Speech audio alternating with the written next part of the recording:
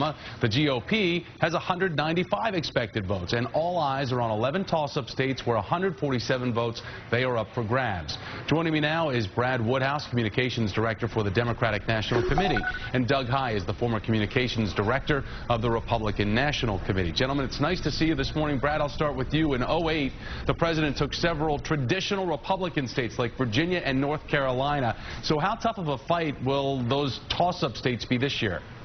Well, look, Thomas, no one has suggested from us or the Obama campaign or the White House that this won't be a very hard-fought election. It'll be very close. I got to tell you, though, if you told me that the Republicans were going to take over the House, that they'd be hell-bent on hamstringing the economy so that the president can't get any political gains before the next election, and that we would see polls that show the president ahead of all of his rivals, as we saw in Quinnipiac last week, that we'd see battleground polls that we saw 2 weeks ago out of Colorado and Ohio to have the president ahead, I would tell you that I feel, that we're in pretty good shape, though it's going to be a very, very tough election. All right, so let's go ahead. Let's keep these battleground map states up. And as we look at this, Doug, which states do you think, the swing states that is, the Republicans really have the best chance, where Republicans should be focusing the efforts?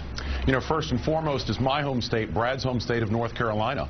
Look at what we saw in the congressional elections and also the state House, state Senate elections. We not only won an important House seat with Renee Elmers, but we took over the state House, we took over the state Senate. Voters, independent voters especially, are hemorrhaging away from Barack Obama in North Carolina. And the only real messaging that we've seen from the Democrats with the convention in Charlotte is about how they're trying to coerce companies into hiring union employees. That's not a cohesive message moving forward. It's something the North Carolina Republican Party down in Raleigh is taking real advantage of. All right, so Brad, when we talk about the unemployment rate, though, among teens and adults under the age of 24, it's a pretty big number, 16.7%. It's been over 16% now for 32 months. And young voters, they were really a big part. No one can deny that of the president's campaign in 2008 and sweeping him into office. Is President Obama going to have trouble galvanizing support among youth voters now, especially if that number remains where it is? Well, look, first of all, Thomas, we're working very hard to get the unemployment rate down among all sectors and among all demographics in the economy. But if you look at what this president has done, what he's done on student loans, the executive action that he took on student loans recently, if you look at what he did with health care, allowing children up to 26 to stay on their parents' policies, there's a tremendous amount for young people to get excited about in terms of this president and his leadership. But that's not going to get them jobs, though. That's just deferring their loans, and it's allowing them to sit with their parents on their insurance for a little bit longer because there's no work to be had. Well, I mean, we're doing everything we can. Look, Thomas, this economy was beginning to turn the corner until the Republicans took over the House, and they have clamped down on any measure that would help create jobs. They've either obstructed it in the Senate, refused to bring it to the floor in the House, and that's why this election is going to be a choice. It's going to be a choice about Republicans that don't really seem interested in creating jobs, that want to go back to the same policies that failed us in 2008 during the Bush years, or whether or not they want to follow President Obama's vision for job creation and winning the future and investing in new technologies and investing in research and development and education. And Doug, Brad makes that great point there about the fact that the Congress has really been obstructionist in the fact that the president wants to get America back to work, but they stand in front of him at every turn. Eric Cantor and John Boehner have been so clear and consistent on their message.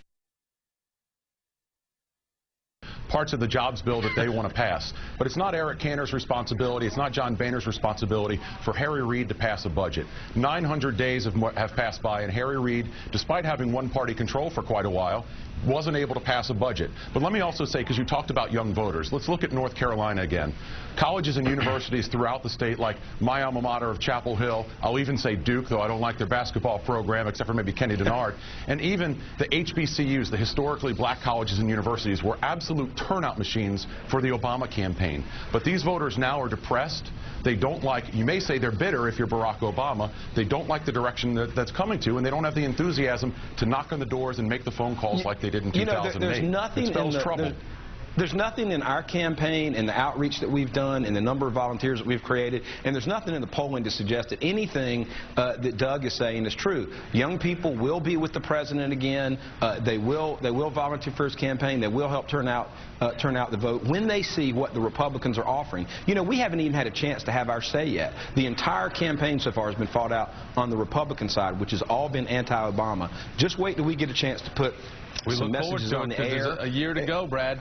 Thomas, great headline in the Atlantic today. Say, Obama's biggest problem, voters. That's not a recipe for success. We shall see how the year cracks out. Gentlemen, I got to run. We're out of time. Thank Brad you. Woodhouse. Happy Doug birthday, Heye. Brad Woodhouse. Thanks for your time. Thank you, Doug. All right, so stay tuned tomorrow for a special day of coverage planned for Super Tuesday, our ramp up to 2012, including a look at how that battleground map compares to 2008 when President Obama swept so much of the country.